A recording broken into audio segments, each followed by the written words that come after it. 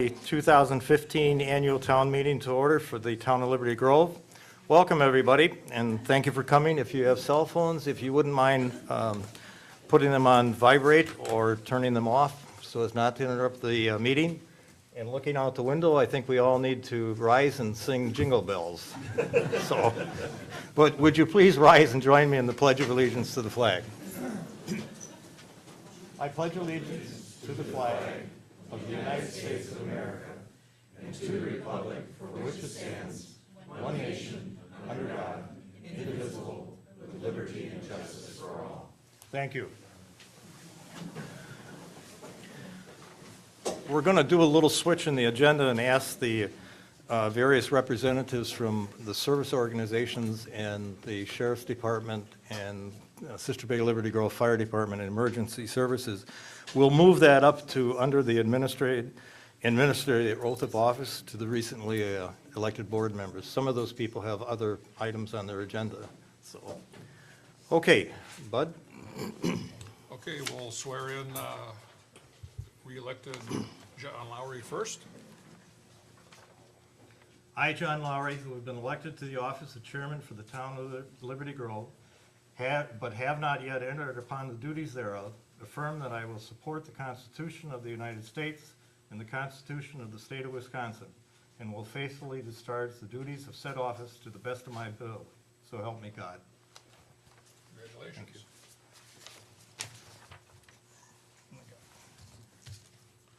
Nancy? You're next.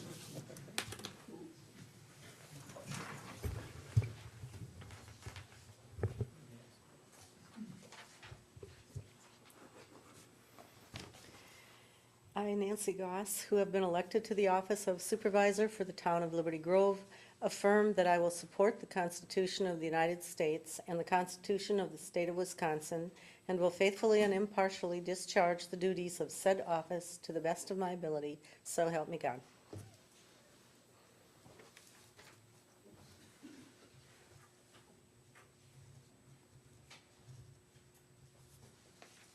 Congratulations. Thank you. Gary?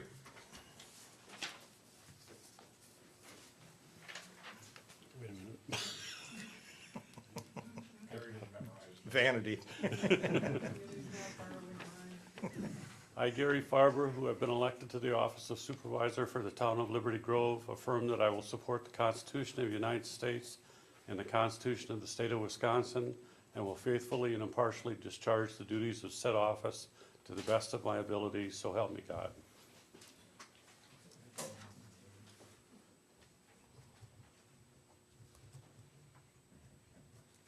Congratulations. Thank you, sir. Thank you. Let's give the three of them a hand.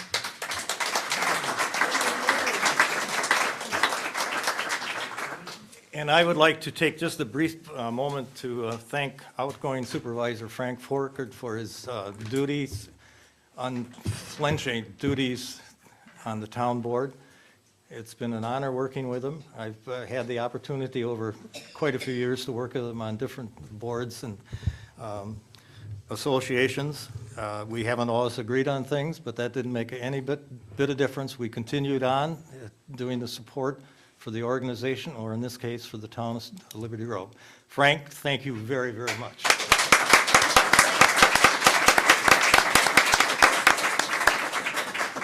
All right, I thought it would be kind of interesting to hear from some of the service groups and the various departments that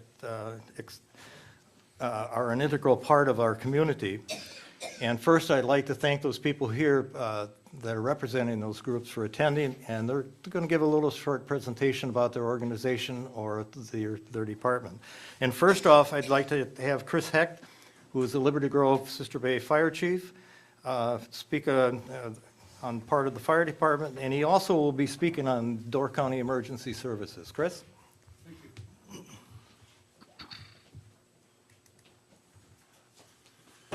Can you hear me okay? Okay. Mr. Forkert, thank you also from the fire department side. He was on the fire board for many years and was always an advocate for us and an advocate for the town. So thank you from the fire department as well. So briefly, I'm Chris Hecht. I'm the fire chief for the Sister Bay Liberty Grove Fire Department. I'm also a paramedic for Emergency Services of Door County. My understanding, the rules of engagement today are I have 5 minutes per group to talk about, and I don't get to answer any questions. So those of you that know me know that I can ramble on. It's gonna so be I will tough. try to keep it short. So thank you to the town board for allowing me to speak, and thank you for the community for coming to listen and participating. It's nice to see a nice turnout. I was speaking to the deputy in the back, and he says, boy, it's what a great turnout. You don't see this anywhere else, and he's right. So it is nice to see you, and I'd like to thank the community for the continued support of the fire department. Just real briefly about our fire department, we've been around since about 1934, early 1930s. Started when the village of Sister Bay needed a fire department. Within a year, the town of Liberty Grove joined, and we then became the Sister Bay Liberty Grove Fire Department.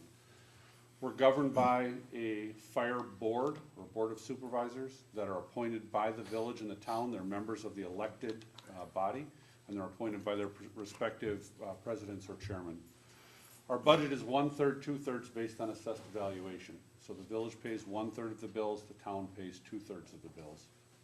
And again, that evaluation is looked at every 5 to 10 years based on the fluctuations of property values in the town and the village. We have a not-for-profit organization that supports the fire department. Every year you get a fund drive letter from us asking for your support, telling you what we've done. That group is separate from the political entity of the Sister Bay Liberty Grove Fire Department, and its sole purpose is to support the fire department, purchase things. For example, right now they're in the process of buying all new jaws of life for the fire department, somewhere between $25,000 and $50,000. Doesn't come out of the tax roll. That is the purpose of that group. So we're really intertwined in the community, and it works very well. It's a system that's been in place long before I came here. I've been the chief now, I think, 13 or 14 years. And the way this has been working, you know, it's been here for 20 plus years or 30 years. You know, Lyle Lundquist really deserves a lot of credit for that, as does Mr. Clyde Casperson, who we lost today, or this year, I'm sorry, not today, who we lost this year, who was the oldest surviving fire chief of our department, and he passed this year. So what's new in the fire department? Our calls continue to trend up. Just like everybody else in the county and everybody else in the United States, our calls continue to trend up 3 to 5% a year. This last year, we ran about 100 plus fire calls, and these are averages over the last couple of years, and about 275 first responder calls.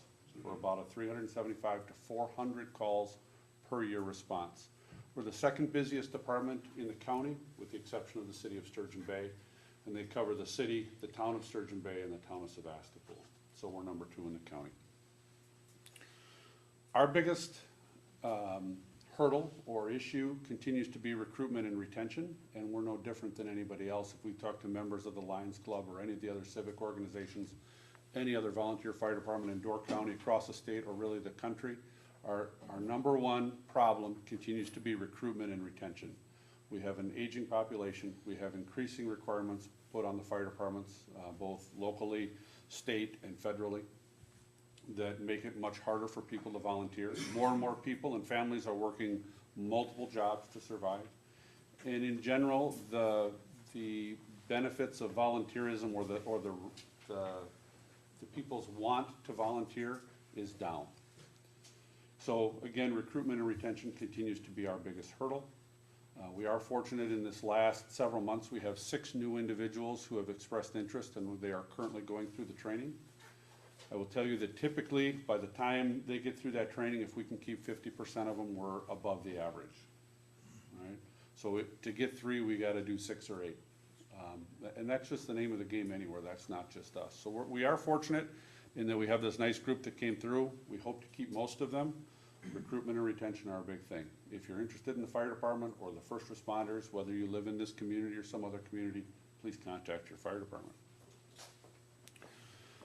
This year we started a new program. What we try to do in the fire department is we try to look at the community and see if there are things that we see that we need to do to help the community. Maybe it's a free smoke detector program, or free batteries, or something like that, which are programs that we've started in the past and continue to support. We really, over the last couple of years, we started to get more and more requests for, how do I get to be first aid trained, CPR trained? Can somebody come teach me how to run a defibrillator, an AED? If you pay attention, you walk in Walmart, Kmart, Target, any of the major stores, airports, there's defibrillators everywhere. But people are kind of afraid of them. They don't understand how they work. So we started to get more and more pressure for, can somebody come and teach me how to do CPR or run a defibrillator? And we used to have to refer them to the tech school. And while I support the tech school and all that they offer, their class size requirements and their flexibility to meet the needs of the community and offer classes for small groups or on a short-term basis is pretty limited.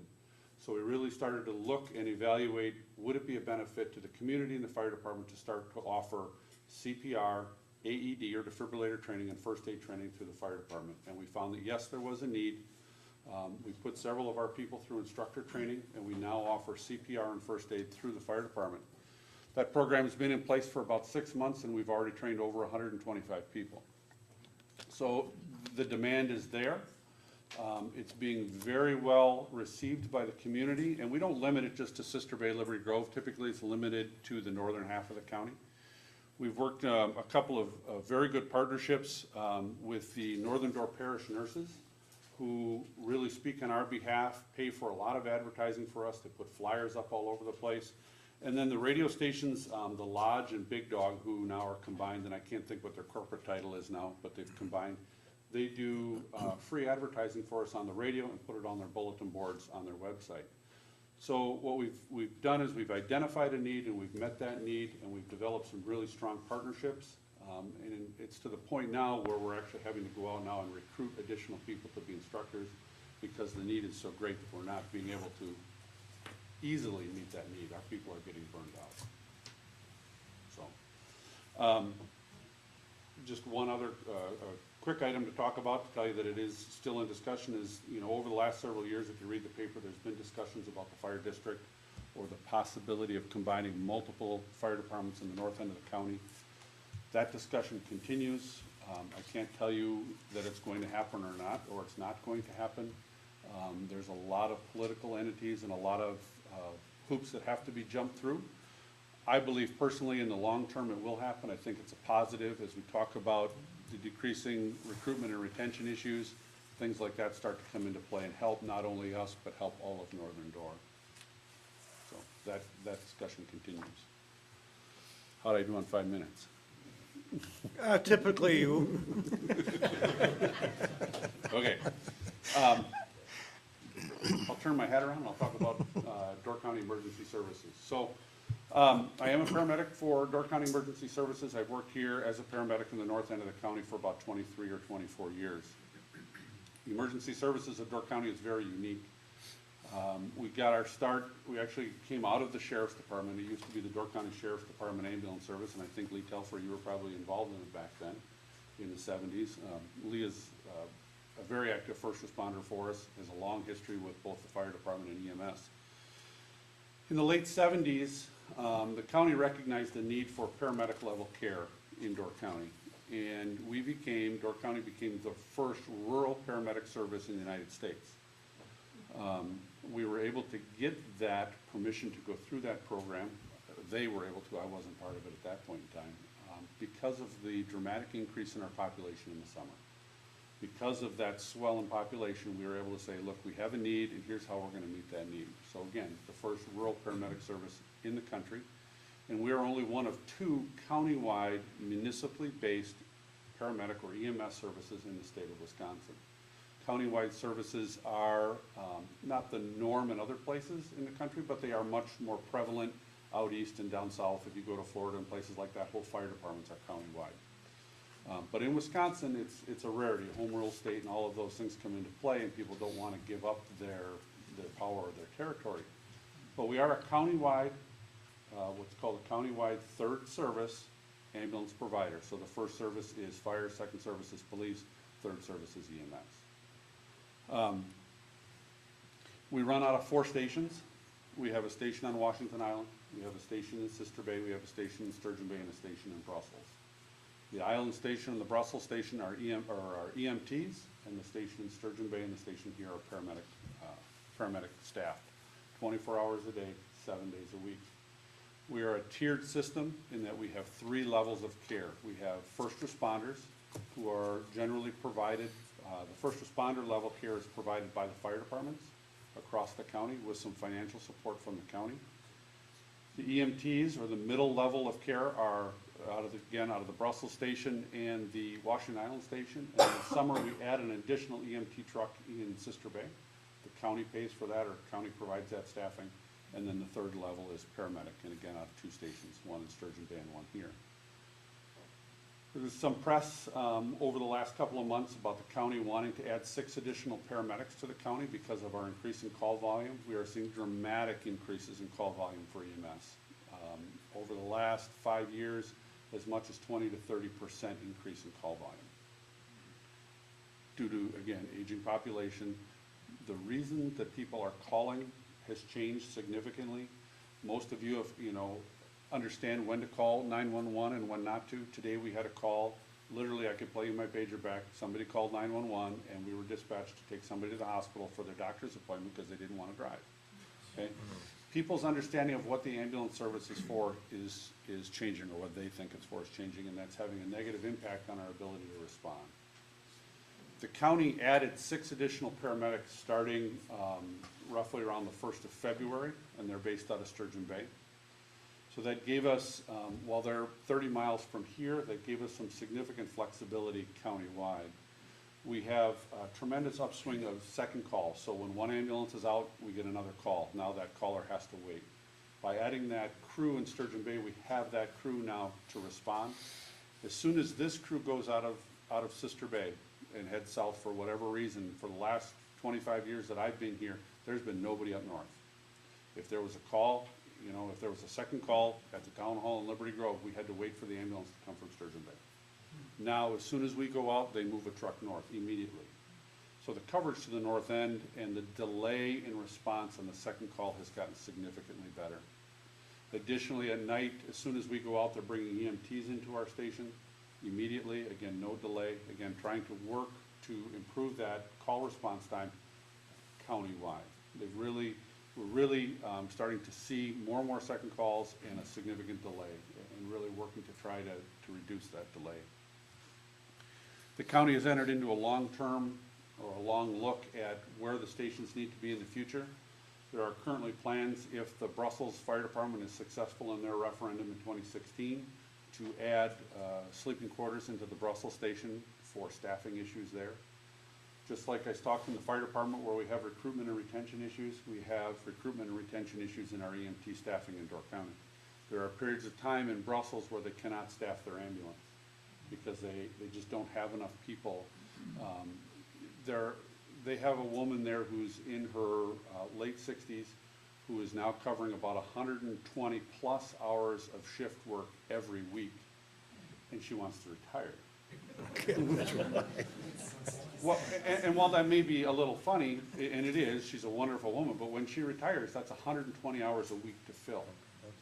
And there's nowhere to stay at that station. If we had somewhere to stay, there's EMTs here that would go down there and work occasionally and help that. So the county is, again, forward-looking, saying, look, if Brussels Union Gardner Fire gets that station, we're going to do things to improve coverage on the south end. Building a new station in Sturgeon Bay, location to be determined, and the long-term plan identified a need to add another station in the Carlsville area. So somewhere between Egg Harbor and Carlsville, in the next 5 to 10 years, there will probably be an additional ambulance station in there if the call trends continue to go the way they're going. Okay? I know I ran over. That's all right. So that's just a quick synopsis of fire and EMS. I'm sorry I got a little long-winded. I would encourage any of you who have any questions, seek me out, come to the fire department, ask questions. If you are a member of a community group and you'd like me to come and speak before your group, just please ask. I'm more than happy to come anytime, anywhere that I can. Okay? Thank you all. Have a good evening. Thank you. We have Officer Brad Shortreed from the Door County Sheriff's Department. Brad? Well, I'll be much shorter than that. I was asked to come up and talk about like our patrol aspects up in northern door coverage going on right now. Right now in the wintertime, our minimum staffing on the patrol aspect of the department is 3, but we do have as many as 4 to 5 usually on a shift. In the summertime, when call logs come up and get busier and the population gets busier, our minimum staffing is 4, but we still have sometimes 6:39 with floats. Right now, as far as coverage, we work 24/7. For the most part, there's always a northern deputy on duty. So the northern door is always, and Liberty Grove is always covered. A lot of our deputies do come out of Sturgeon Bay, so right now, the sheriff and the patrol employees are looking at our new contract that's coming up, is adjusting our shift hours to accommodate, so there's not a lack of, during shift change, that the northern door part is not being covered, and our response time is gonna be quicker. So that is in the works, and I've been told it is gonna happen before our contract is up, so. As far as coverage up in the northern door, or what we offer, what services, I mean, we do, any type of police work, we answer calls for service, anywhere from thefts, burglaries, pretty much animal problems, anything, we get called to, we're gonna respond to, and then hopefully take care of that for you guys. I was asked to talk about what the difference between winter patrol and summer patrol is up in the northern door area, and there's really not much difference. We still answer calls of service and do traffic. We do try to tend to have our coverage more where our calls are coming in, and usually in the winter, it's more in the middle and the south sector. But there is always a northern door deputy up here responding to calls. In the summertime, we do have different zones for our county that we assign people to, and we split up the north, so there's, in the summertime, on the weekends and busy time, there's always 2 deputies, usually north of Jacksonport, up to the tip. Trying to think if there's anything else. I don't really have anything else, so. Okay, no, that's fine. Does anybody have a quick question? Yeah, you guys can ask questions, I can answer, go ahead. How are you being equipped, or are you being equipped with cameras? Well, we don't have body cameras on. We've had gone through some testing with them. Certain deputies have. I carried one for probably about a couple months, but the technology that this was about a year and a half ago was not quite there, that we thought it was feasible to outfit the whole department. But every squad, except for I think 2 right now, have cameras in our cars. And anytime our lights come on or we go to a call, that comes on recording. We carry a mic with us, so everything, talking back and forth, everything is recorded that way too. Our car's recently been outfitted with GPSs, which is gonna be another good tool for our administration. They're able to track where we're at all times, even dispatch. And then they can go back, and look at what is being patrolled, and that way if certain deputies are missing sections of their zones that they're supposed to be in, administration or our sergeants can address that to make sure that we're getting in all areas of the county. Okay, anybody else have a question?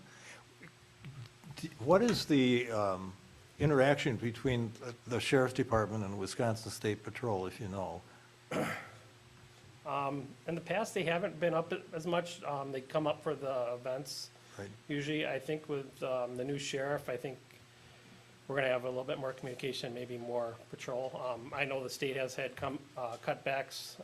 Trooper Jenny Austin is our District 3 state trooper, and last couple of years, they've actually had mileage enforcement on how far they can travel each shift, and she lives on the county line, so she was only allowed 80 miles an 8-hour shift. So she really couldn't come up this far up or anything like that, so. Okay. Okay, anybody else? Well, thank you very much. We appreciate it. Thank you. Next, Jennifer Leaf, representing the Ellison Bay Service Club.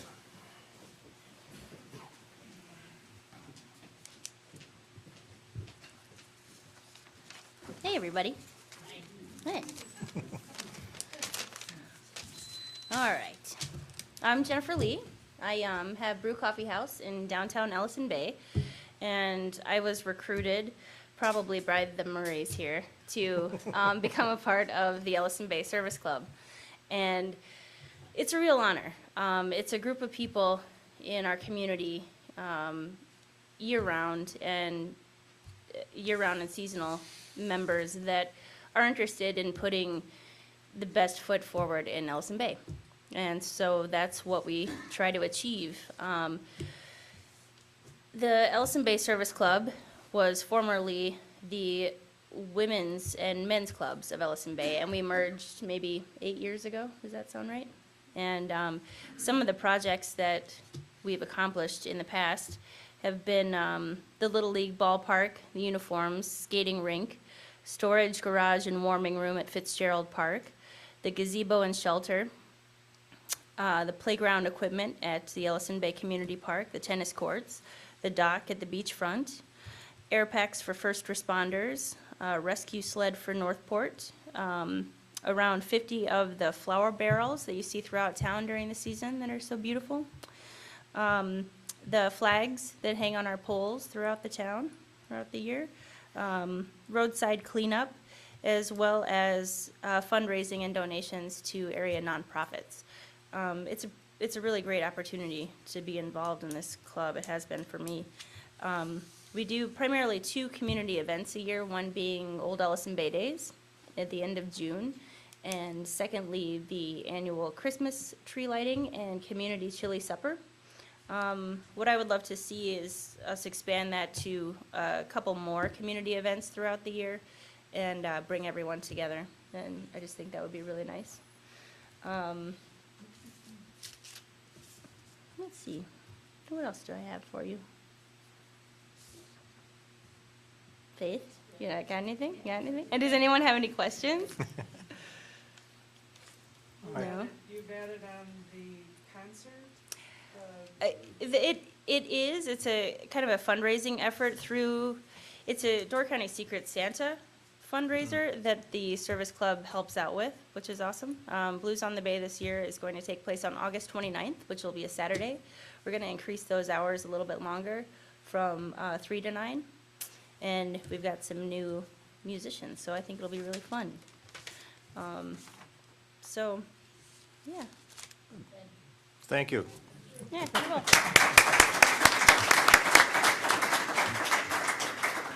welcome. Ann Miller, representing the Door County Coastal Byways.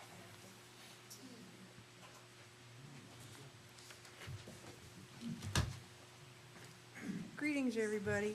The Door County Coastal Byway was granted Wisconsin State Scenic Byway status in 2010. It's a 10-year program. The municipalities, there's 8 municipalities total that are involved, and the loop runs from the split down by C&W all the way up to Northport on both state highways. Liberty Grove was the applicant community, and so every 10 years we'll have to renew. As a result of that, we made a council, and there are representatives from each community. Some have primaries and alternatives, and some just have primaries. We work really well together as a team, and the purpose of the Scenic Byway program, both on a state and national basis, is that it's an economic driver. Originally, the speakers came in when they had the Gills Rock Marina up in the forefront as one of the programs that you could derive funding through. And that didn't go through, but it seemed like a good idea, so we went with it. And since that time, we brought in over $1.8 million in grants for various projects up here in the northern end of the county. That includes the interpretive plan that we did, which is one of the steps that we do have to do in order to have all the things in place to apply for national status. And that's one of the thoughts, but the applications aren't open right now because unless Congress approves funding, the U.S.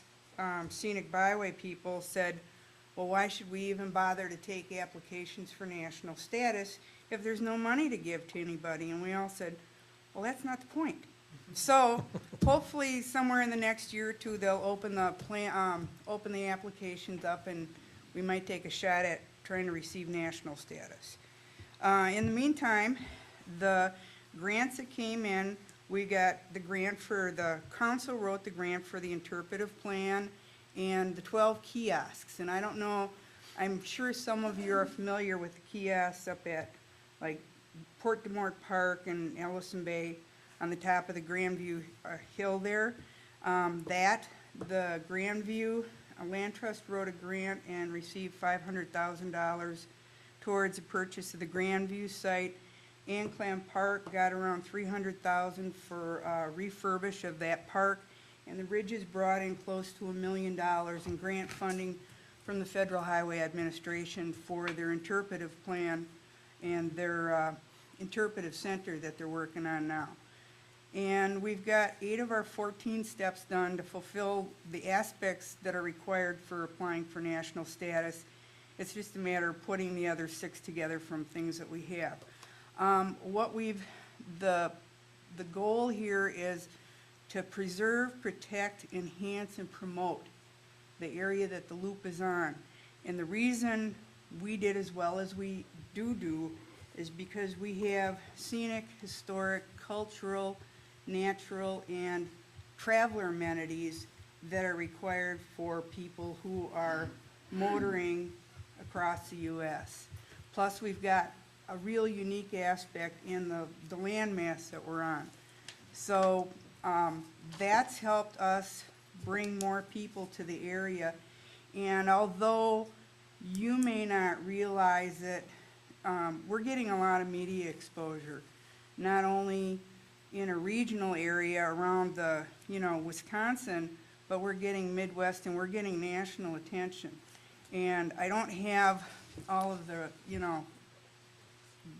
articles in front of me, but I'll come across some, or Sam from Economic Development Corporation, because they work with us and they're the people that hold our funds for the projects like we do. And Jane Carolla from the State Scenic Byways Program. And whoever else runs across these in any of these national magazines or large papers across the Midwest, they'll send us copies. And we're getting a lot of press, and Jane Carolla from the State Scenic Byway Program said it's because writers know that you've already been approved and you have the assets that the traveling public desires. So it's much easier for people to write about it because all the information they need is in one place, and the interpretive plan gives a lot of that information, so it makes their job a little easier. So we're real happy about that. We're currently updating our website. We had a website previously, but because of the interpretive plan, there are standards that they set in uniformity so that when people see your logo, your design, the type of print you're using, your actual copyrighted information, they know it's you. And that, we had that go across the board. So we have new brochures printed. We have the website, which should be going live, the updated one. Soon we have to work on the last few pages with information on that. And we're currently working on getting families involved. We want to do, we're doing a coloring book, and it'll be a kit, and there'll be a scavenger hunt attached with that, and the Visitor Bureau is helping us. And families can go out, and the things that are in the coloring book are things that are noted along the byway, different scenic areas and buildings and stuff like that. We're seeking sponsors, so we'll be sending a letter out to different organizations, and if individual businesses want to sponsor a coloring book page, they're given credit. So I have more information on that.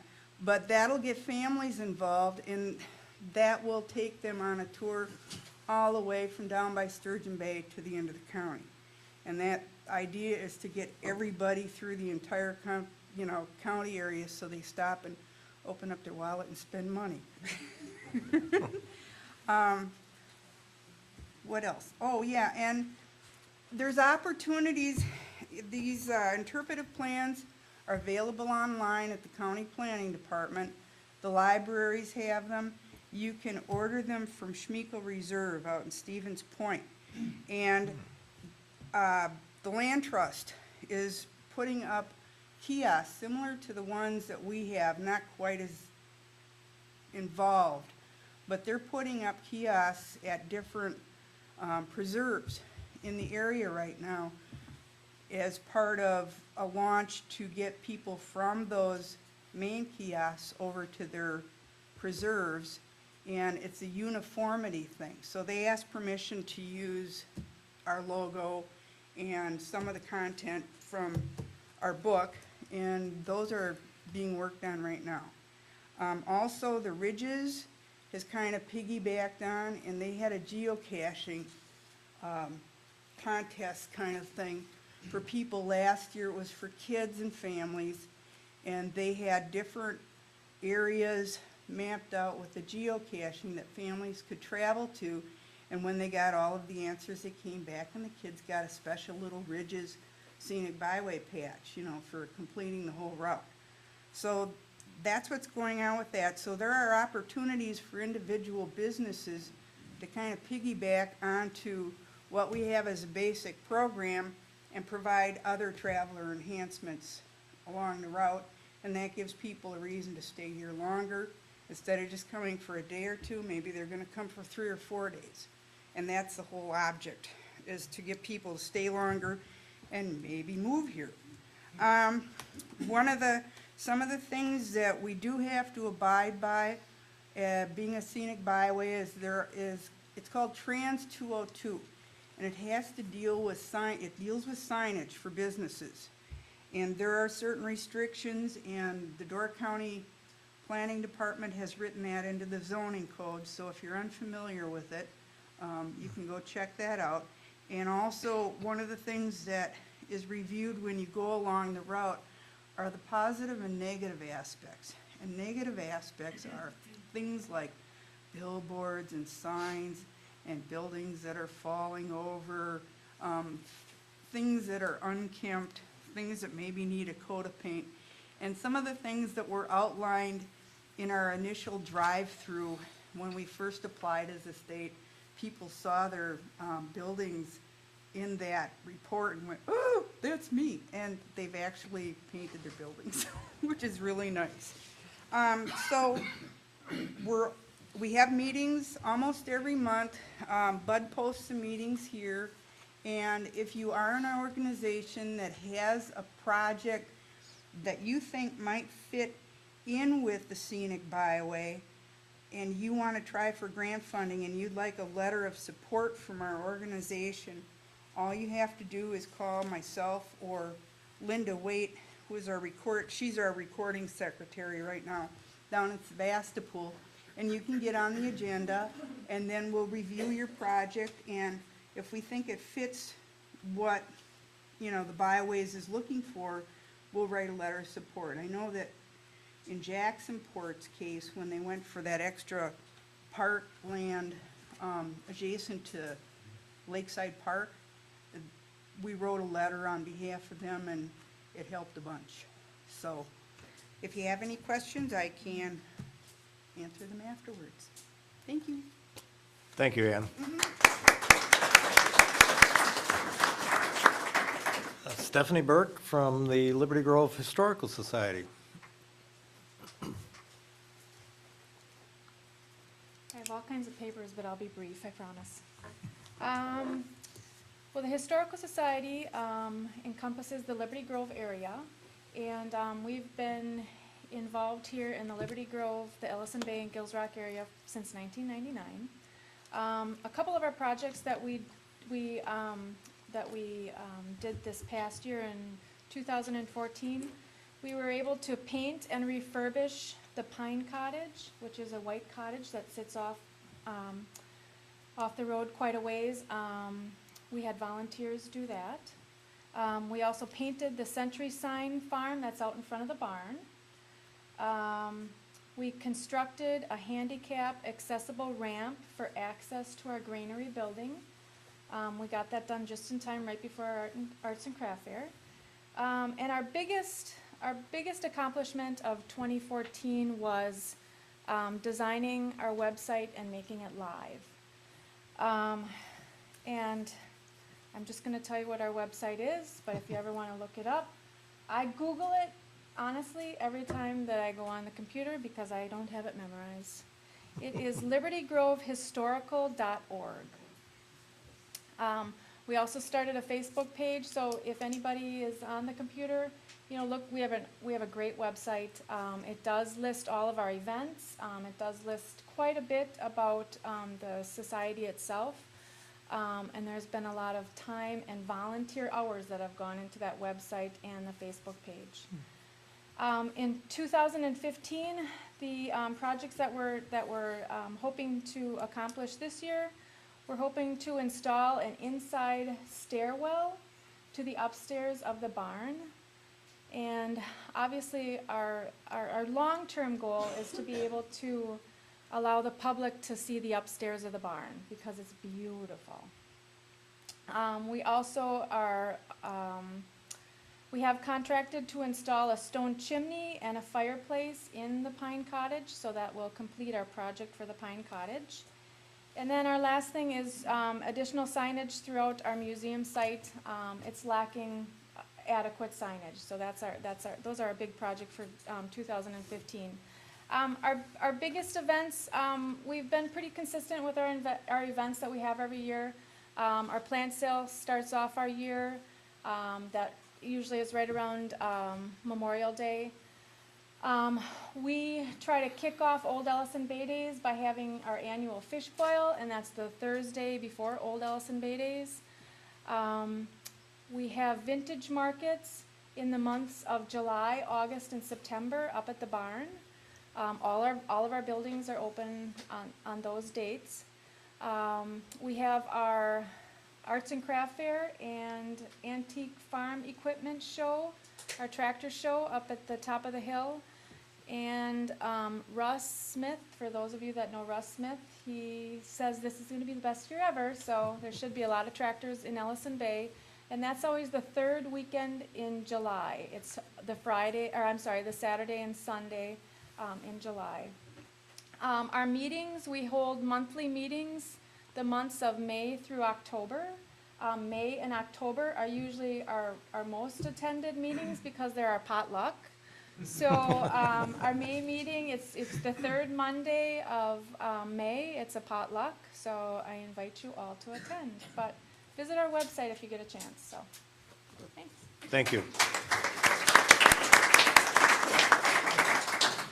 Mary Mead, Gills Rock Advancement Association.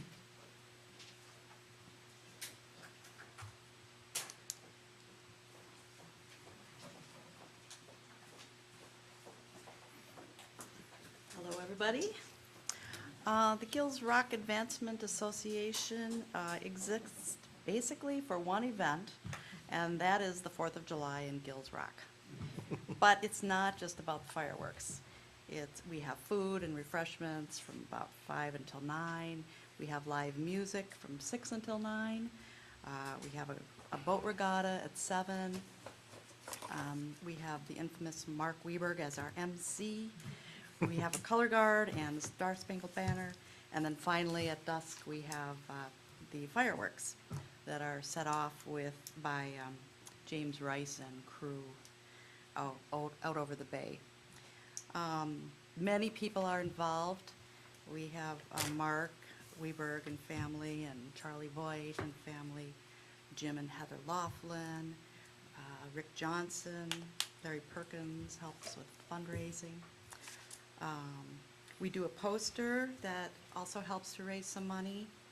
And this year we'd like to advertise a little bit more on the radio and maybe more online, and get a few more people coming up. Also, we want to increase a little bit of a few of the activities, and the Door County Maritime Museum has also approached us and would like to work with us to expand the events of the day, bring it into the daytime, late afternoon hours.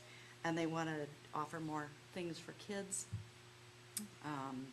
games and music by Katie Dahl, storytelling, And this would take place from about 3 to 5:30, and then we would move into the evening activities.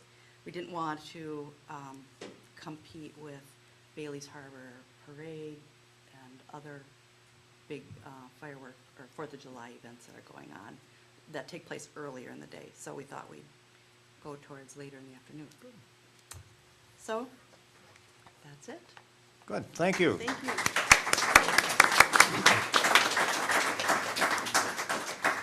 Darcy Piltz, Door County North.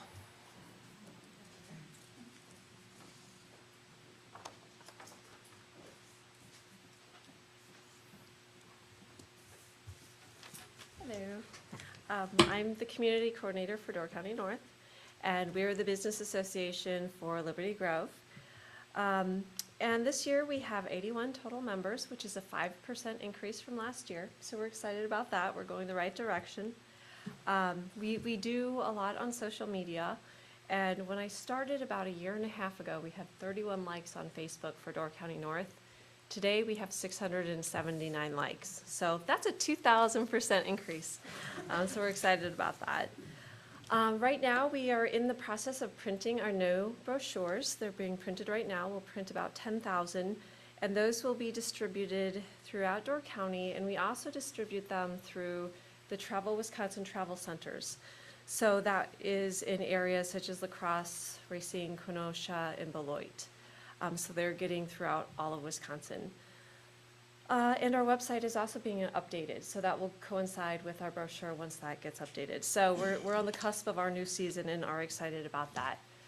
Many of you are aware of Uncork Summer, which was a first-year event last year.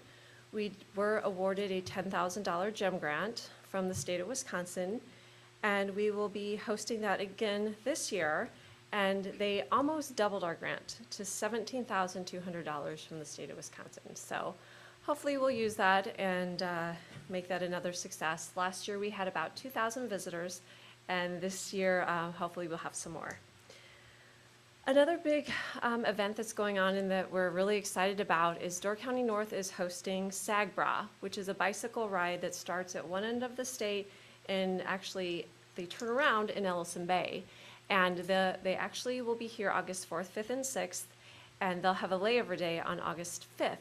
So we'll have 300 to 400 bicycle riders plus their families and friends who will be looking for restaurants. They'll be looking for shops and galleries and hiking trails and biking trails, and they'll be looking for all sorts of things to do.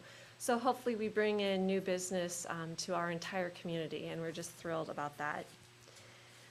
We're also manning the visitor booth again. This year we're pretty much set, still have a few openings, so if anyone's interested, please see me after the meeting. But that's a place where if you have new rack cards, brochures, posters, any of the Door County North members, we can put up your information there, and that is manned 7 days a week. And we try to tell visitors, you know, what they can do, where they can go, and what they can do to have a good time while they're here. Our last thing is this year we're having a farm and market trolley tour. We kind of had a soft opening with that last year. We only had 29 tickets available, so we wanted to start small. But it was a great opportunity for Door County North to raise money, but also to educate people on the really cool agricultural aspects of Door County North. We got a behind-the-scenes tour of a lot of the markets and farms. We went to lunch and had a specific menu from every stop that we went, and it really shows the agricultural scene of Door County North that I think we're all pretty proud of. So this year we're going to really try to advertise that and share that with some of our visitors. And that's our lineup for 2015. So hopefully it's a great year. Thank you. All right, next we need to approve the minutes of the annual meeting on April 15th of 2014. Copies of the minutes and so forth are back on the table back there if you do not have them. Are there any additions, corrections to those minutes? Seeing none, the chair will entertain a motion to approve as presented. Hugh, is there a second? Phil? Okay. Yeah, Phil. All in favor indicate by saying aye. Opposed? Motion is carried. Thank you. And then we have the minutes of the special town meeting of June 26th. Are there any additions or corrections to those, please? If not, the chair will entertain a motion to approve as presented. Gary? And a second? Diana? All in favor indicate by saying aye. Aye. Opposed? Motion is carried. Thank you. And then the minutes of November 17, 2014, the special town meeting. Are there any additions or corrections to those? Seeing none, the chair will entertain a motion to approve as presented. Nancy? And a second? Paul? All in favor indicate by saying aye. Aye. Opposed? Motion is carried. Thank you. Next is the annual report. We have Mike Connecta here from Schenck Accounting Firm out of Green Bay. Mike? Hello, everybody. Thanks for inviting me back this year. I believe there are copies of the financial statements available. And I'd like to walk you through a little bit about a summary of the town's financial condition as of the end of the year, and then the results of operations for the 2014 year. And I'll just kind of refer to various pages of the financial report, and I can kind of talk you through the changes and the differences in the financial condition. Page 2 of the report, I'll just briefly, some of these pages has information that's repeated elsewhere, and I'll kind of skip over some of that, but page 2 is what I would call it a high-level summary of the town's financial condition as of the end of the year. And it includes 2 columns called governmental activities and business type. The governmental is basically your general fund, your operating fund. The business type is your utility district. Pretty simple there, but those are the technical terms for them. What this page shows, everything the town owns, all the land, buildings, equipment, and also includes long-term debt on this page too, what you owe, in subsequent years on money you've borrowed.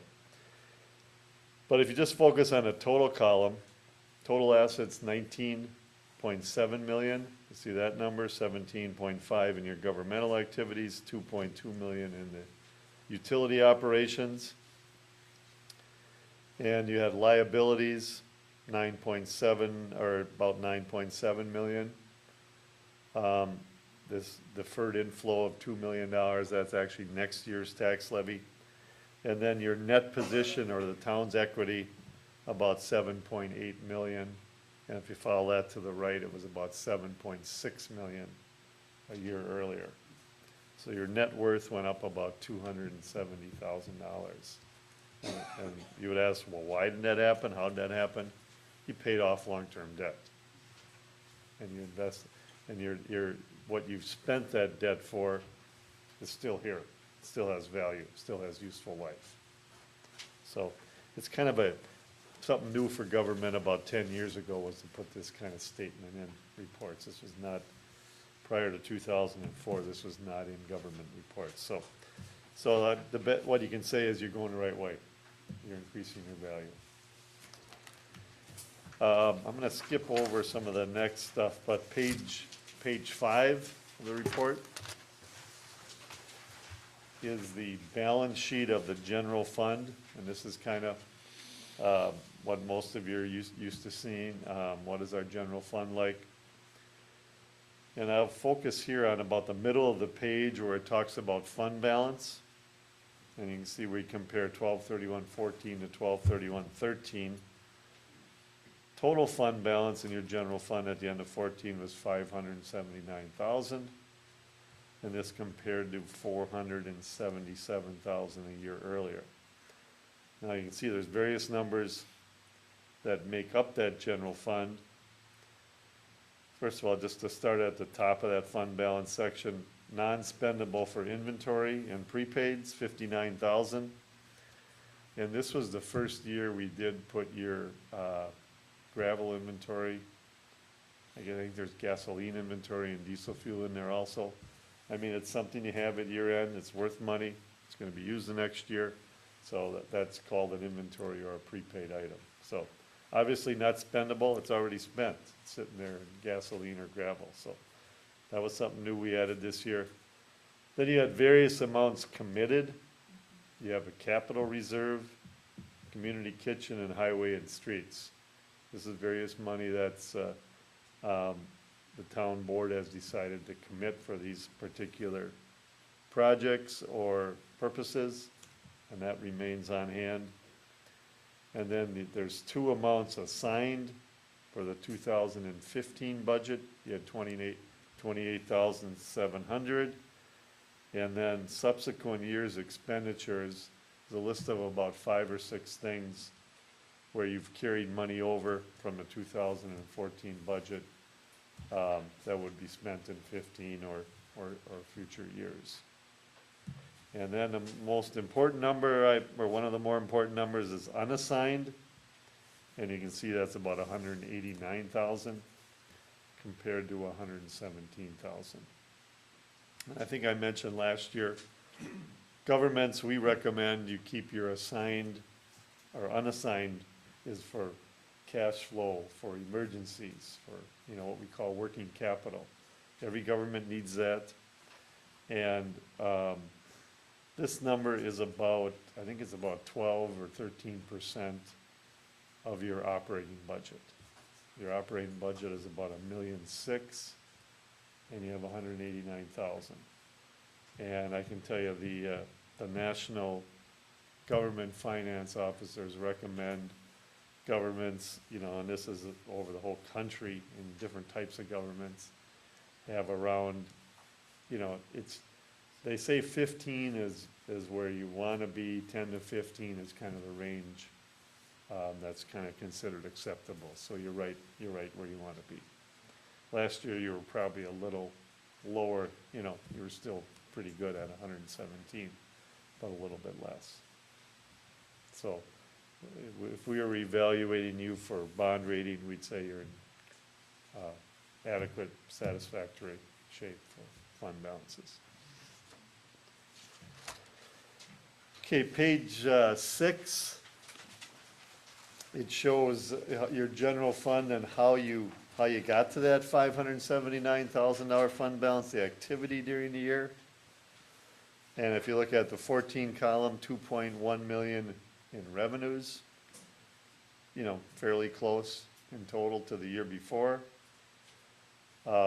Expenditures, 3.6 million compared to 2.4.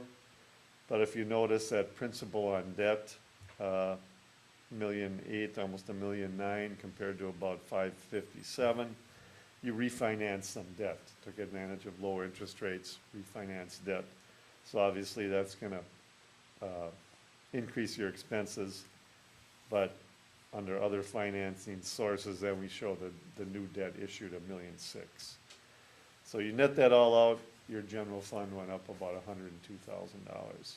Started at 477, ends at 579. So again, a good year because you generated $100,000 in excess or a positive fund balance. Jump into page 8. I'll briefly go over this. Is the same numbers I just mentioned, the revenues and expenditures for the year, but we compare them to your budget, and that's obviously important for governments. On the revenue side, $2,070,000 was budgeted, $2,168,000 was collected, so you were $97,000. We call it a positive variance over in revenues, is a positive thing. On the expenditure side, if you discount that borrowing for the refinancing, you had a positive variation there too of about $100,000. in your expenses.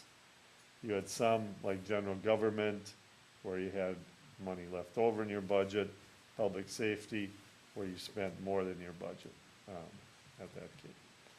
I don't know if the town board officially amends your budget, and that's something you could probably add in your minutes. I know you obviously approve expenditures, you approved the borrowing and the debt issue, but if you kind of change your language in your minutes to officially amend the budget, then we can present this a little differently. So that'd be one recommendation.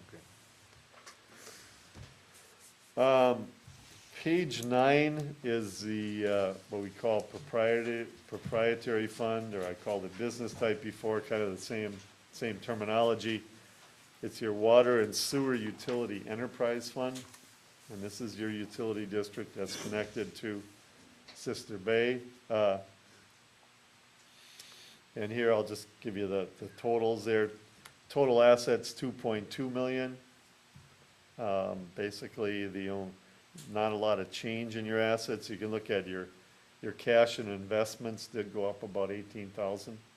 Started the year with 507, ended the year with 525. You do have some restricted cash that through impact fees and different things too. But then you go down the line, you had assets of 2.2 million, liabilities of about 20,000. So you have a net position or equity of 2.1 million. So you, and most of that equity is obviously in the useful life of your pipes. Infrastructure is what we call that. So a very strong balance sheet for your utility, because it's not that large of an operation. Page 10 is the operating statement for the utility. And here we separate out the water and the sewer into two columns here, just to show you the difference, or the components of that. Total revenues of about $105,000 in total, 45 for your water charges, 60,000 for the sewer.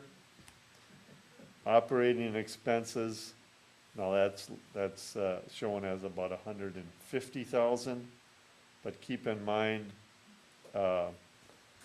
there's $45,000 of what we call depreciation. That's not a current period cash expense. That's the actual write down on your pipes, on your equipment.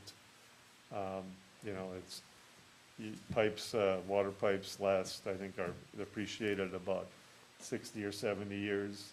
Sewer pipes, I think 80 or 90 years.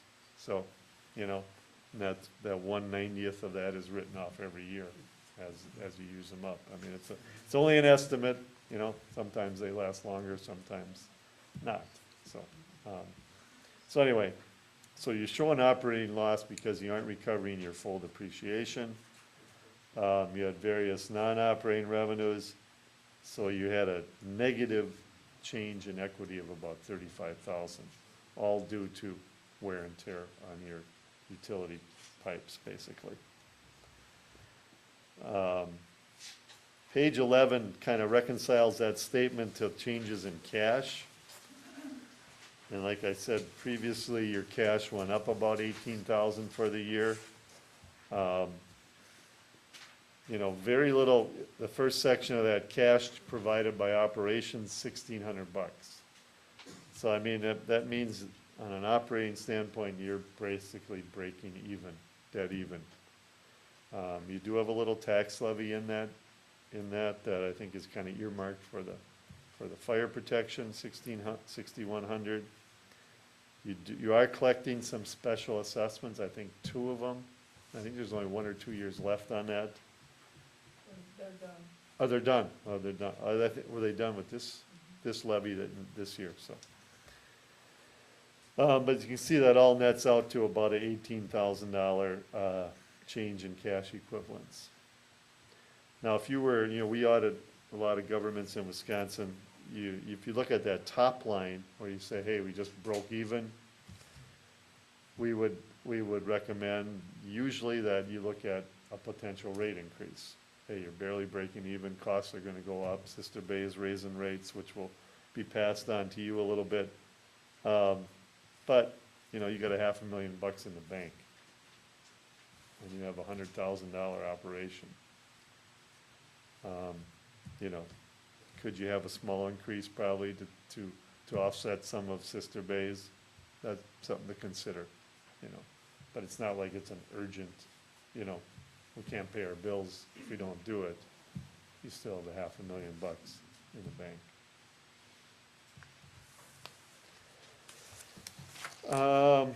Then going through the rest of the report, I guess there's just a couple of things I want to highlight. We're going to jump all the way to page, I'll take questions on anything else too, you know, but I just want to kind of get some of the major stuff out of the way. Page 17. I'm going to jump all the way to there. The other stuff is kind of boring reading on definitions and account, maybe the whole thing's boring, no? Just kidding. The bottom of page 17, you had 3.2 million of cash and investments. Now this includes the town, the utility. And you say, wow, God, that sounds like a lot of money. Well, you collect taxes the last couple weeks of December. You know, you collect taxes for the school, county, everybody at technical college. So that's probably one of your highest points of cash and investment balances is December 31st. So it's 3.2 million. And then we're required to show, well, what's the risk, you know, with the various disclosures we're required to make is shown on page 18 about credit risk.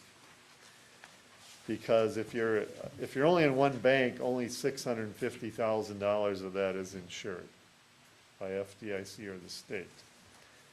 Now that's of the actual bank balance, but you had $2 million of deposits that were not insured. But we do make the statement, uninsured deposits consist entirely of advanced tax collections that are remitted to local governments in January of 15. So you have about a 15-day window of exposure. Not a big deal. Many governments in Wisconsin have that same situation. And, you know, we're certainly not aware of any, you know, bank failures, major things happening. You know, a lot of governments have uninsured cash, and just pointing that out where you sit with that. And then the next thing I'd like to talk about is page 20. Is the long-term obligations there, note 5, C5. And it shows where you were at the beginning of the year. You had 2,681,000 of outstanding debt. You had bonds, notes, and bank loans. You issued 1,620,000, like we talked about earlier, but you retired almost 1,009,000, paid off 1,009,000, close to that. So you ended the year $2,407,000 of debt, of which $586,000 is going to be retired in 2015. And then if you turn the page, we just show you what issues are left. You have 3 issues outstanding, totaling to $2.4 million. Interest rates, the first one is at 5%. The next 2 are at 1.96 and 2.25. And then if you look at the schedule, you have 4 years, at the end of December, you have 4 years of remaining payments. And I can tell you another thing they do and evaluate governments is they say, well, what percentage of your debt is going to be retired within 5 years? Well, you look pretty good here, all of it. You know, they don't like the bond, Moody's and Standard & Poor's that rate governments. They don't like that to be less than 25%. Well, you're doing 100, so it's not like you're stretching out your debt and deferring principal payments, so you're doing very well with managing that.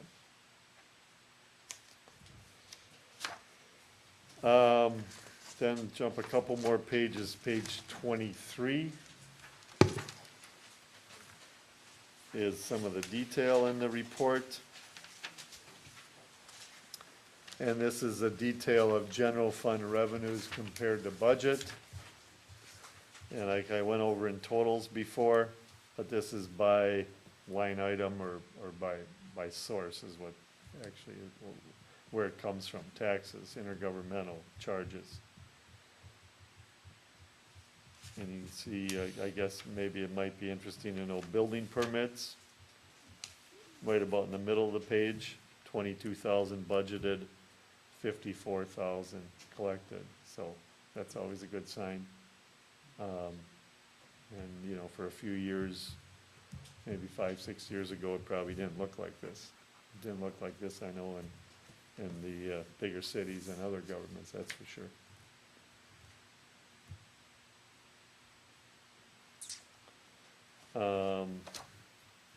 The next page on 24 is your same kind of analysis on expenditures.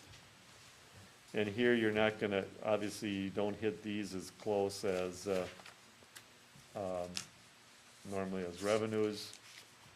And like I said before, you could probably amend your budget to do a better comparison of when we have your original and final budget in the same because you haven't officially amended it.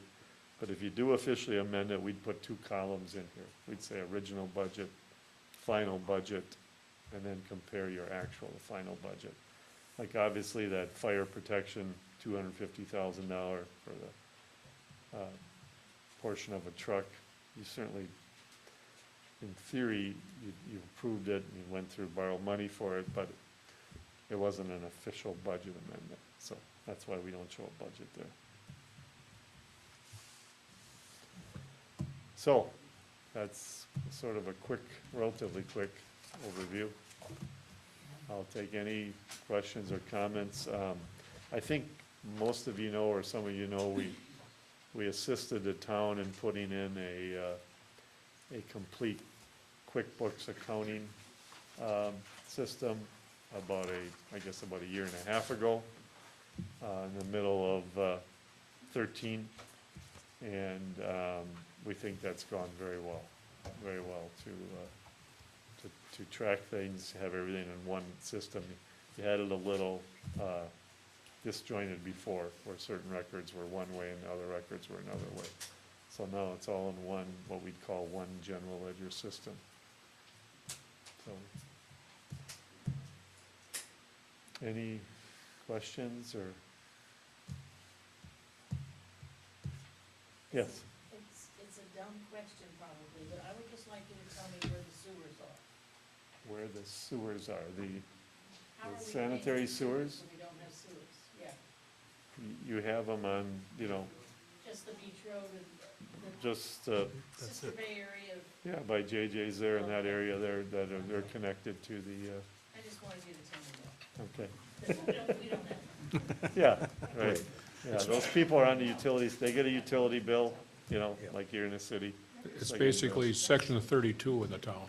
Okay, section 32, that doesn't mean anything to me, but.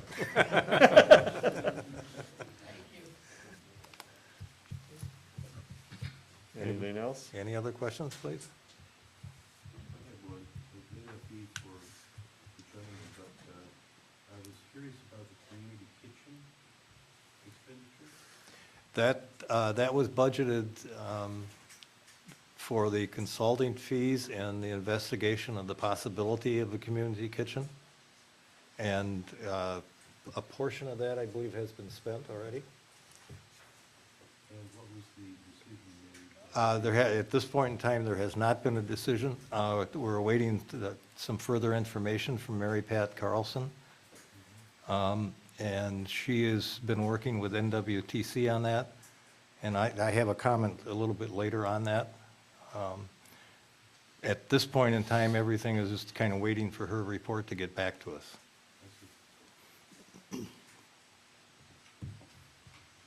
Anybody else? All right, well, thank you Okay, very all much. right, Thank you.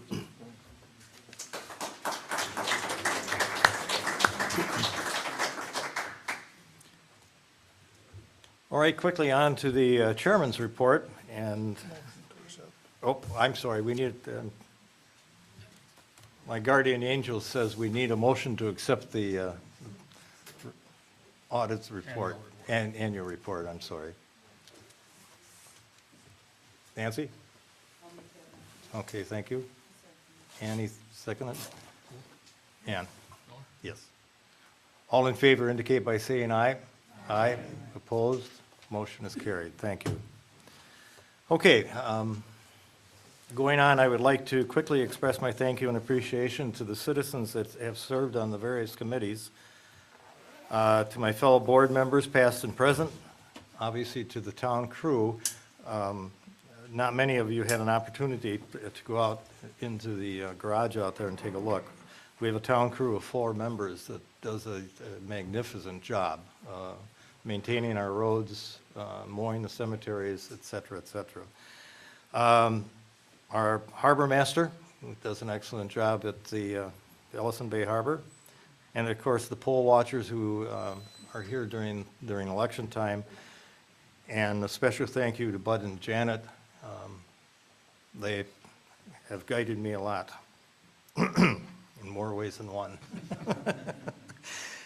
And all these people, again, time and again, it really proved that they really worked diligently to make this Liberty Grove really a great place to live. And to the citizens who come to the committee meetings and to the board meetings and provide your input, ask questions, and state your concerns. I think it really helps the committees, and it really helps the board. It's a good sounding board for us. We know what you're thinking, we know what your concerns are, and we certainly appreciate hearing that. And I encourage you to keep coming to the meetings, please. And last, I'd like to thank the community for the opportunity to serve in this chair. Now, it really has been a very rewarding experience, and I really appreciate having that opportunity to do it. I know some of you think I'm crazy. I think my wife probably heads that list, but I really appreciate doing it, and thank you. A couple things I want to bring you up to date on. The town is working with DC Broadband that will be erecting a tower at the town gravel pit to provide better broadband coverage in that area of Liberty Grove. Various committees have identified the lack of broadband accessibility in the town is a very important issue for us. We need that to grow our economy. We need that actually for the citizens of the town. And 5 areas have been designated through Door County Broadband that need service. This is the first one that the town is cooperating with. There is one a private party is cooperating with off of Isleview Road. So we'll have 2 of the areas covered, we hope, by, I think, midsummer. The construction, we just got the lease agreement back from Door County Broadband. They are basically leasing the spot, if you will, at the gravel pit, and they will be paying us back. We have invested, I believe, $14,000 in funds there. Over the course of time, we will be reimbursed for that, and then they will be paying a yearly lease fee on that location. Secondly, the Door County Board of Realtors applied for a grant money to finance signs for the first of numerous proposed bicycle loops within the county. We have a map back here, and it's hard for you to see from there. Maybe after the meeting you want to take a look. It's a loop up in the northern end of Liberty Grove. John Kaloji from the Highway Commission came to our board meeting and asked if the town would be interested in participating in this to be the first in the county. And we said definitely.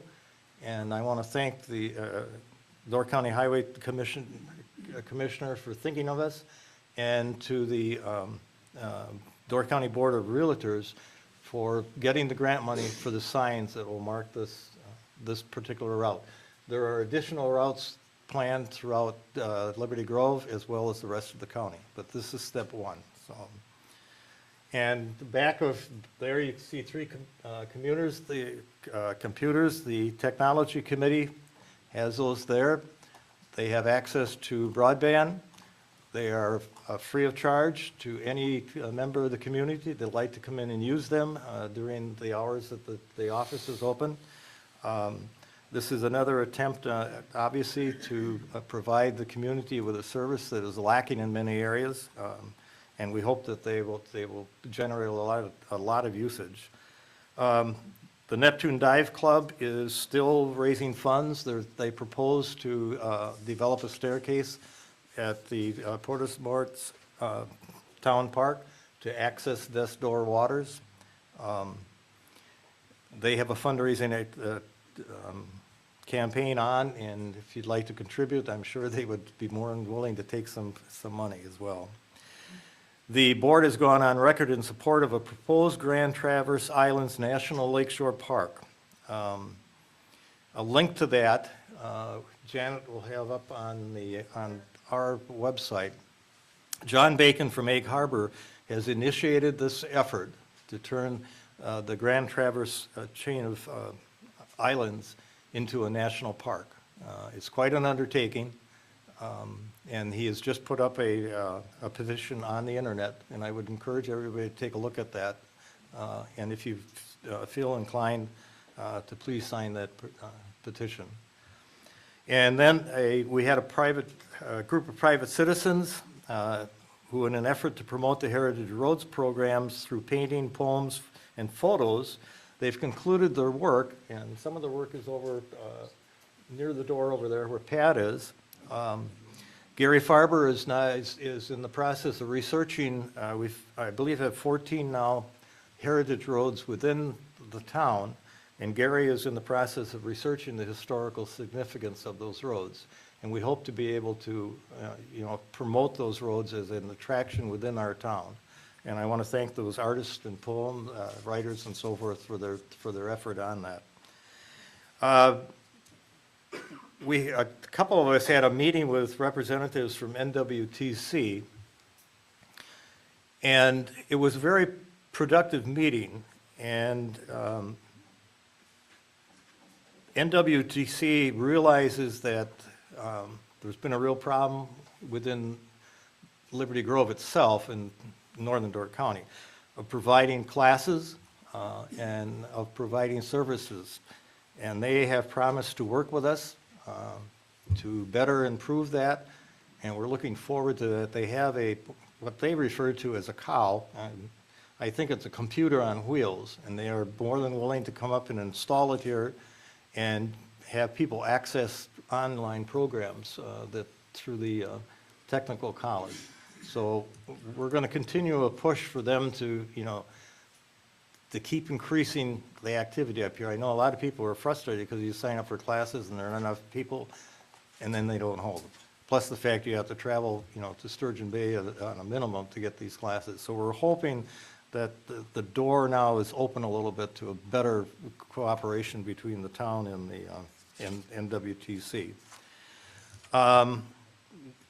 We are initiating an electronic newsletter, which we hope that people will sign up for. There's, I believe, a sheet back there Janet has provided. It'll go out through the email. We'll be asking various committees and various people on the board and so forth to contribute articles. It would be like a written newsletter, but we looked at it and said, we can do this electronically for almost nothing compared to what it is to pay postage, printing, and so forth. So it'll be an effort, and hopefully it'll pay off. We've got a number of important dates coming up, and if Janet, can you get those up on there? We've got our Spring Recycling Shredding Day set for the 20th of June. We have scheduled a listening session, mid-year report for July 14th.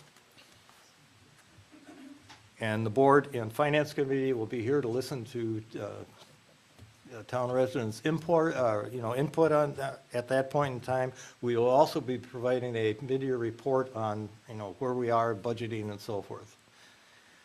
Open book occurs on the 25th of July. The finance committee will begin budget meetings on August 25th. We have the fall shredding recycling day on September 19th.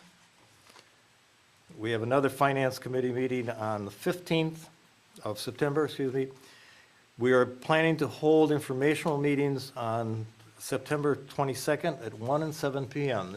Will be following the same type of procedure we used last year, providing information on the proposed budget, answering questions, and so forth.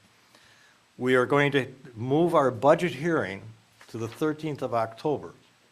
We are doing that because a lot of our citizens leave before what has been traditionally the hearing in November. And we thought, we're trying to get as many people involved in this process and having an opportunity to come ask questions and so forth. And then we will be holding after that the town meeting on the budget. Now, I need to explain, that is only the town's budget, because we will not have the information in hand coming from the county, coming from NWTC, coming from the school. So it'll only be on our portion of the budget. And those of you who remember last year, the portion of your bill that you get in the mail for taxes, 17% of that is Liberty Grove. The rest of it is all the other taxing entities. And, so just so everybody is aware, that'll not be the final figure you will see at the bottom line. It'll be the figure from the town. Janet, have you got a picture of the patrol truck?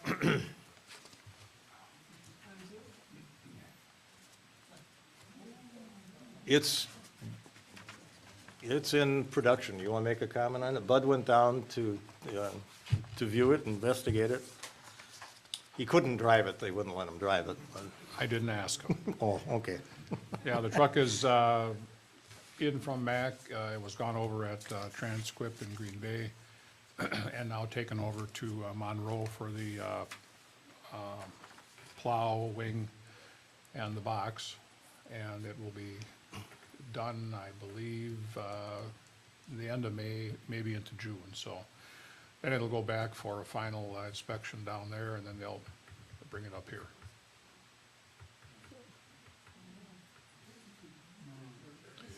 It's got the new emissions equipment on there now, where we have a separate tank where you have to put urea in there for clean burning exhaust. And I don't know if this still holds true, but the air that comes out of the engine is supposed to be cleaner than the air that goes into it. So it's some pretty interesting advancements in pollution controls, but also a little more expense and a little more upkeep and monitoring of pollution equipment on the vehicles. And it is replacing a Mack truck that is how many years old? International truck. Or international, I'm sorry. That'll be 16 years old when we get rid of it. And Bud, through his diligence, found somebody that was going to give us 15,000 plus for it, I believe, right? No, the trade-in that we were looking at was, the salesman said we'd be lucky to get 8,000 for it based on historical events with trade-ins on trucks. So he knew somebody in Upper Michigan that might be interested. We got rid of it for 16,000. So that's, they use it up there for building roads in the logging industry, and the guys are really happy to get it. Unfortunately, they won't be able to get it until we get this one. We were gonna try to get it to them as early as possible, but it won't happen until Monroe gets done with the equipment on it. You never want to buy a truck from Bud. Yeah. Okay, going on. The Board and Finance Committee is suggesting that we, pursuant to the statute 60.10, parent 3, combine the offices of town clerk and town treasurer.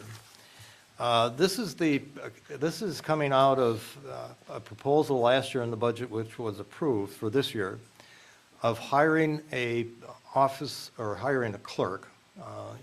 And as we looked at it, we thought, you know, it might be better to do a transitional into providing additional office staff, if you will, during the day. So what we're proposing at this point in time is to combine the office of clerk and treasurer. Bud will become the full-time administrator, and then we are looking to hire a part-time office assistant, which would allow us to man the office during the noon hour. We're looking at it would be a part-time job, but it would give us a little bit more flexibility within the office. It would also free up the administrator to do, I've got a list of things I'm going to suggest that he do. We'd like to get very aggressive on grant writing to help offset some of the expenditures that the town is going to be facing in the years to come.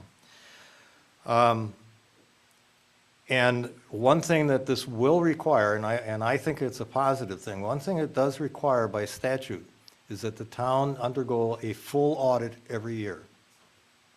And if you look at our budget and look at the figures that Mike has presented, I think that's something we need to do. Granted, it's an expenditure, but I think we are running an enterprise here that would benefit greatly from a continuing yearly audit. So that being said, any questions anybody has? If not, the chair would entertain a motion to combine the office of town clerk and town treasurer pursuant to 60.305, parent 1. Diane? Is there a second, please? Bob Tidball? Any discussion, please? If not, would all in favor indicate by saying aye? Aye. Opposed, please? Motion carries. Thank you. Next is to authorize additional public work expenditures of $35,000 for paving Garrett Bay Road and the apron repair at the salt building. These funds are already within our budget, but I'll have Bud go ahead and explain, and we've got the figures up there as to what this is all about. Last year, because of budget considerations and the override that did not pass, we had to cut some paving out of our schedule. And what we did cut was Garrett Bay Road from Maplewood down to Highway 42. As the spring approached and the Highway Committee had recommended going out for bids on Scandia and settlement, and also transferring the TRIP grant to Scandia Road, I looked at Garrett Bay Road between Maplewood and Old School Road and decided that because that got dropped and wasn't on the schedule for this year, not knowing when it was going to get back on schedule, and the condition of the road, it looked pretty sad.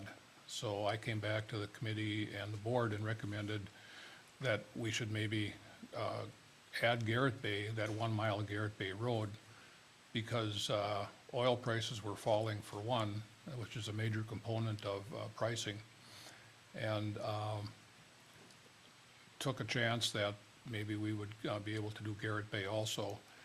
So what happened was, you see up there, Garrett Bay, the total paving number that came in was $384,800. Our budget for total paving last year was $364,800, leaving us $20,000 short, which was not a big deal until I got a letter about a week and a half ago, 2 weeks ago, from the DOT that our apron asphalt apron in front of the sand salt building out here was not in compliance because of its condition. It's cracked and not in real good shape.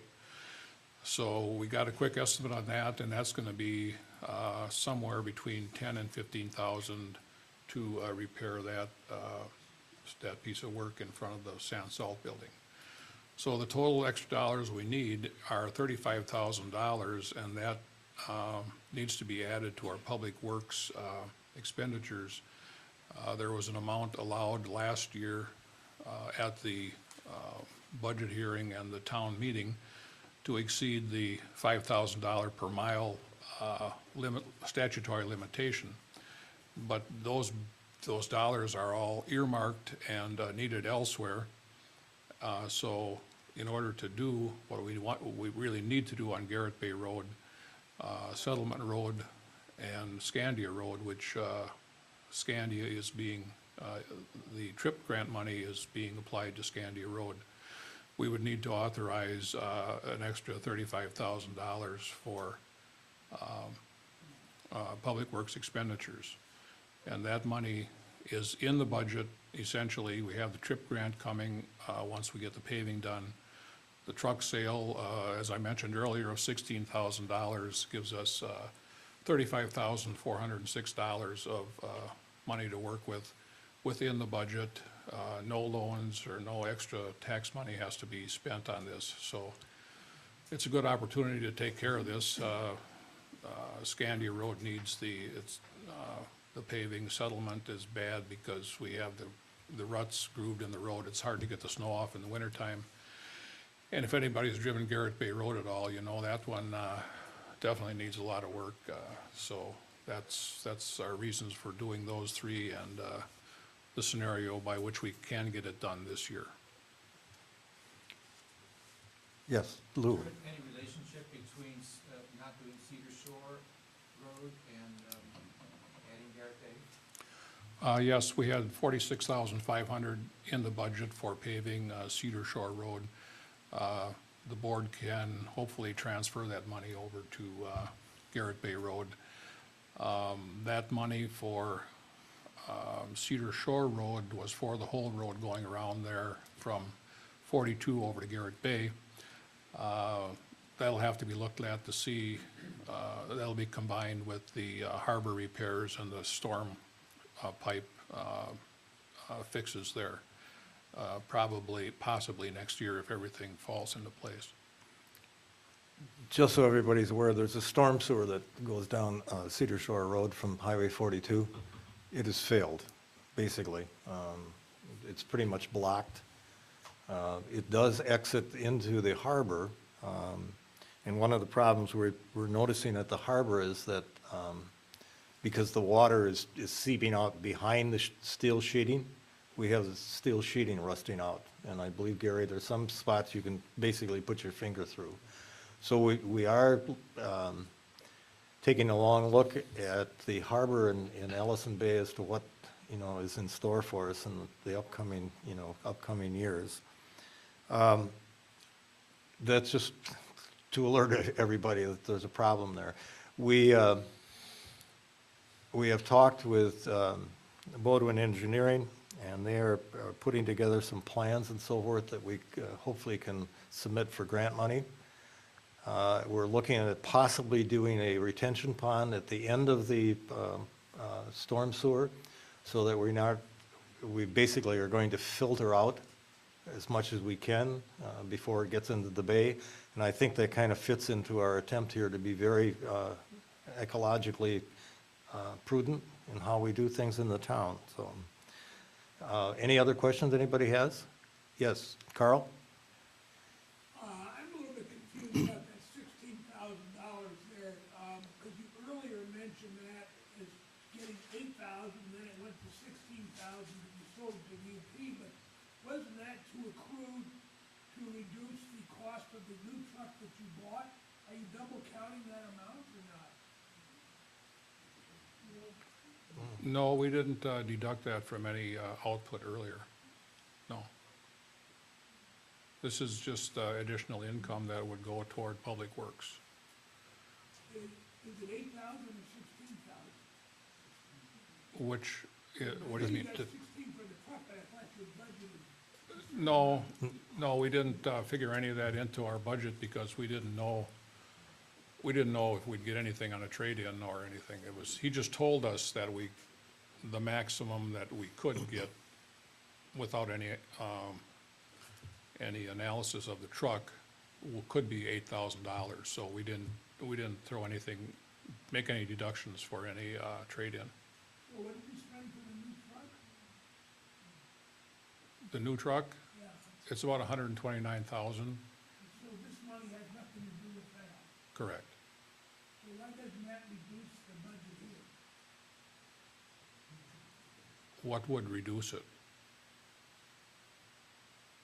The 16,000? Well, the 129,000 is negative on the highway department budget, now you're taking the positive and moving it into the roads, I don't understand the accounting. Well, the 129,000 for that is already in the budget. That's been authorized by the town meeting last fall. That was in the capital project expenditures. This is a different issue now. In these expenditures, that we need to get authorize 35,000 to complete these two projects. I mean, we can do part of them, but we can't do the whole project because we're 35,000 short. And we need to, if we put off Garrett Bay Road any further, we've got the Beach Road coming up next year, and then Old Stage between ZZ and Darrow's Corner down here the following year. So it's gonna be hard to, along with some other roads that are in bad shape, it's gonna be hard to squeeze them in. The apron here, if we don't get that fixed, part of the letter we got said that if we don't make the repairs to minimize or eliminate salt seeping into the groundwater or the subsoil, they could cut us off from getting any sand or salt from the state bid, so we wouldn't even be able to use our building. Yes, John? By law, I mean, what you're asking us tonight is to just override what we have to legally do. And that money that you're asking for is going to be coming from other sources. So there is no real expense for it. Is that the bottom line? Correct. Yes, it's grant money plus sale of the truck, so it's a wash, but we still have to authorize the 35,000 because we're at our limit of public works expenditures that was authorized last fall. And this has been done before when, several years ago, when we paved Humbug Road during the middle of the year, we realized that needed work because of the traffic. We got that done and had a special town meeting to authorize that, plus we had the special town meeting in June last year to authorize the additional money for Garrett Bay Road when the bid came in higher than we had anticipated. So this has happened before, where things come up in the middle of the year and we need to spend more money. Anybody else have a question? If not, the chair would entertain a motion to authorize the additional public work expenditures of $35,000 for paving Garrett Bay Road and the apron repair at the Sand Salt Building, and that the funds to come from within the existing budget. Ann? Make a motion to that effect, you need to repeat it out. Bud was writing furiously. Is there a second, please? Yes. Gotcha. Thank you. Any further discussion on this, please? All in favor indicate by saying aye. Aye. Aye. Opposed? Motion is carried. Thank you. Next is the business from the town electors. This is an opportunity for the electors to address the electors, if you will, on any particular topic that they'd like. And I think it's probably easiest just to go row by row, and if you'd please stand up, identify yourself at the microphone. I believe we are on YouTube. So anybody in the first row have any comments they'd like to make, please?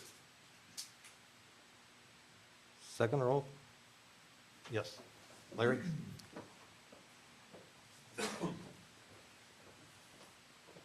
I'm Larry Thorson. I live at 12020 Lakeview Road. First of all, I'd like to congratulate all of you who won your seats. And as a member of Door County North, we look forward to working with you in the upcoming years. In Door County North, and you've heard the report, and we've got a lot of things going on, and we've got a certain momentum going, but there are some nagging issues that keep coming up that we discuss regularly that we want to discuss with you. And what I'm going to talk about briefly has to do with the aesthetics of the town. We're going to be bringing a lot of people to Door County North this year that have not been here in the past. And hopefully that will continue to go on in years to come.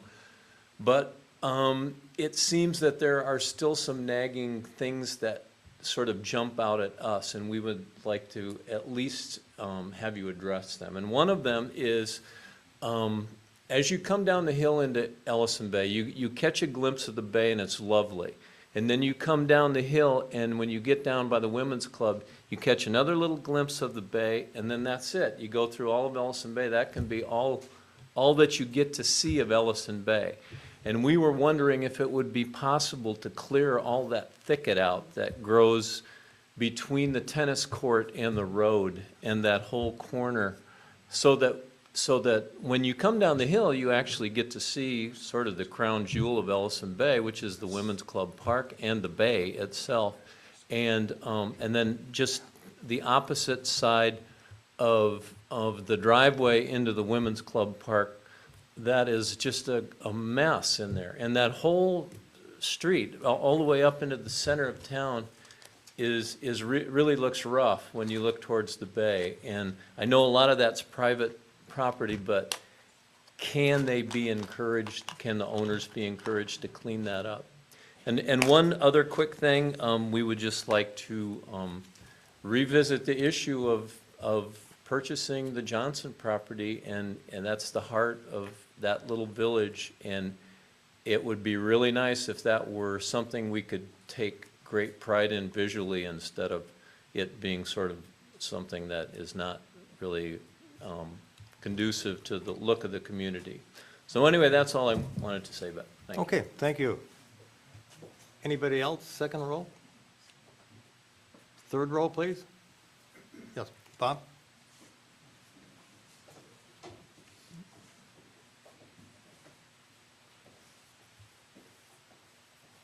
Bob Murray, 12118 Rustic Lane, Ellison Bay. I'd just like to congratulate everyone who has been reelected or elected. Also, I'd like to support what Thor just said. I serve with the Ellison Bay Service Club. We have noted that there seems to be an issue, a safety issue, during Old Ellison Bay days with the access and egress from the park, primarily due to the visibility situation there with the brush and so on. If last year's any indication, we're going to have a much larger crowd this year. Door County North and the Ellison Bay Service Club are working together now. We have two festivals going on which really complement each other. One is a gourmet food kind of celebration for interested parties. We have, Door County North has been able to mount an advertising effort as far south as Chicago to bring more people into the town.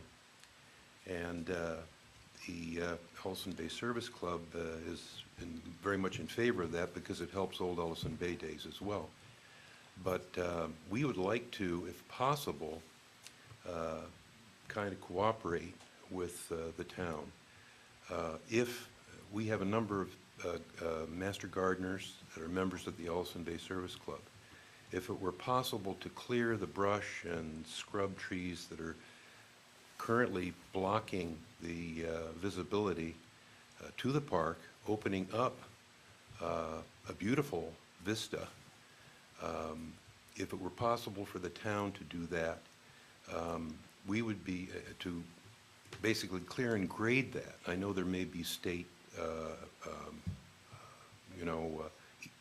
rights of way or whatever with 42.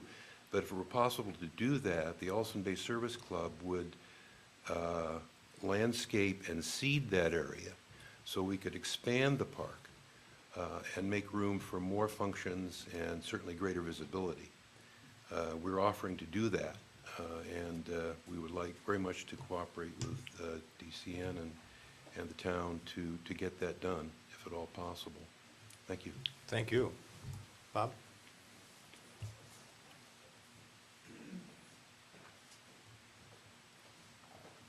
Bob Tidball, 12376 Timberline Road. This subject that Thor has brought up and that you have spoken to, the solution has already been designed and was turned over to the Parks Committee 2 years ago. And if they've lost it, I kept a complete copy of it, and I'd be happy to share it with them. I think they're going to get it, aren't they? Yeah. But I'll happy, you know, it's all done as far as the planning. And when I left it, the Keith Breidenhagen and I were supposed to get together and do a final look at it, and it rained that day. So we didn't do it, and then it never happened. So I'm available to participate if you wish. Great, thank you very much. Lou?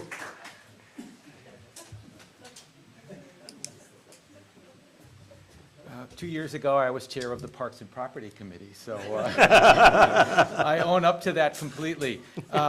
I completely agree with what has been said. It got lost in the budget crunch that a lot of things have gotten lost in, unfortunately. We got as far as Keith Breidenhagen and getting together, and I think we came to the conclusion, and it wasn't a job that the town crew could perform without going to professional tree services, and that's where the expense came in, and then the kibosh was put on it simply because we had no money for it. And I agree too completely with focusing on some of the aesthetics and getting our fellow community members to be a little bit more scrupulous about maintaining their property. I know that there have been certain properties, like, you know, not to name names, but right on 42 there, where there were personal issues that delayed. I know Bob and a crew of people helped clear out that area as well. And when the town was approached by the landowner's lawyer, that landowner was actually being discriminated against as being singled out as the only residence in Door County, in Liberty Grove, that had been cited for that kind of nuisance, and it is a nuisance, to have that kind of junk in the front yard and things like that. I think to prevent that inappropriate assertion from a legal point of view, we should be even-handed and be a little bit more diligent about pursuing others that way as well. Thank you. Anybody else, third row? Fourth row? Fifth row? Carl?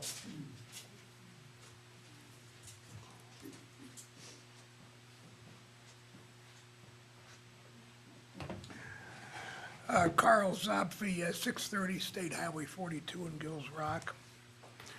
First of all, I want to thank you for a year of collegiality after the prior year. It's been very nice coming to these meetings.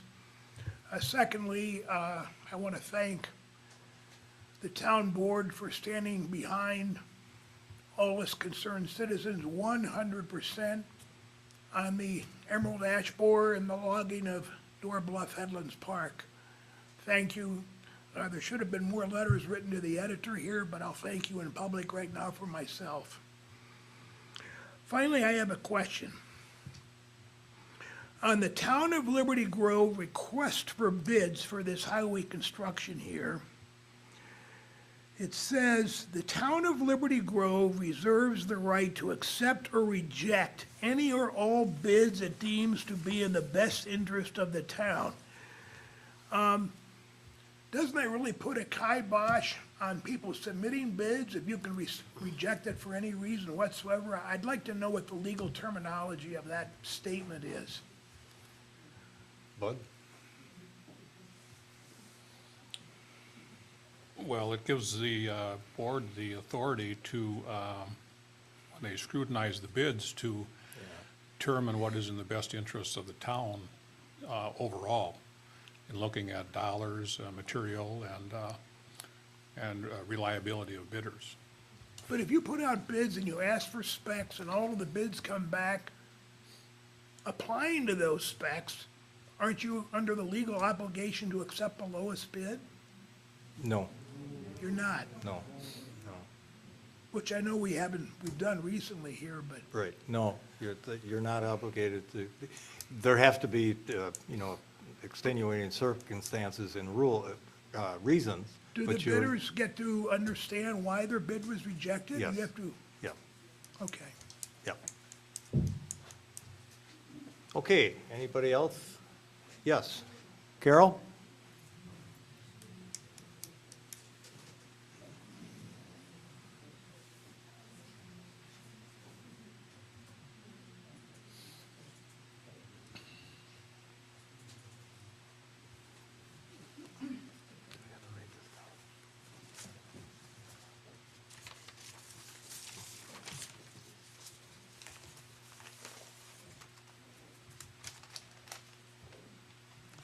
Hi, my name is Carol Moronic, and I live on East Door Bluff Road in Ellison Bay. I'd like to begin with a personal statement from myself and my husband and our Northern Door Neighbors Association. We wish to express our thanks and appreciation for Frank Forkert's years of devoted and steadfast service on the Board of Liberty Grove. But beyond his participation in our government, he has been a concerned and active citizen for many years to the benefit of us all. His contribution to our community has been invaluable. Liberty Grove and Door County are richer for his thoughtful involvement, always as a gentleman. Frank, I lost him. We thank you.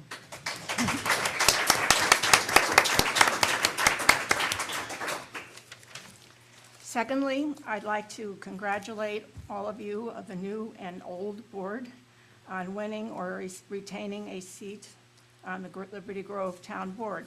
It sure was a tough fight this year, wasn't it? It was very gratifying this past year to be working together with our town board, with several environmental organizations, including the Clearing, the Door County Land Trust, the Nature Conservancy, and Door County Environmental Council, as well as over 500 Door County residents who signed a petition, with the goal of preserving the Door Bluff Headlands County Park in its present natural state, and not preemptively moving 100% of the ash trees.